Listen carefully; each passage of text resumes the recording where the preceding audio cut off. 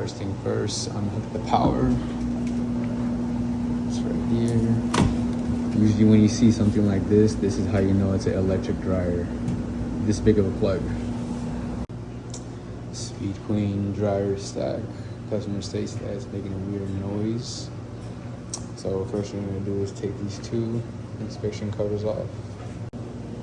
After taking these two off, we have 1, 2 5/16 over here. And when this comes out, there's a switch, door switch over here that has 3 connectors that we gotta watch out for. And then taking that front panel off, there's these wires I'm talking about for the switch, gray, black, and red. So we're gonna take these out for the door switch.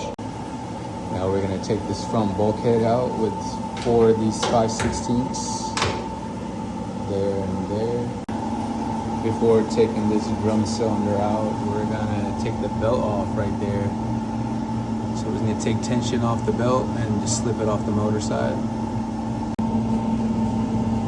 And take the belt off. How we do that is take tension off.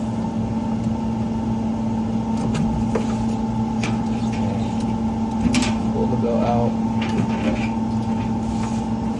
Let the tension go back in.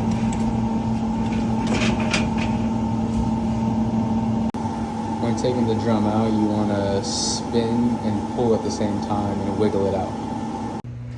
So the noise complaint was coming from this roller, idler roller that the belt glides on. As you can see, it's a little bit of different wear on here. But to take this out, just took that 14mm nut off, and this slides out.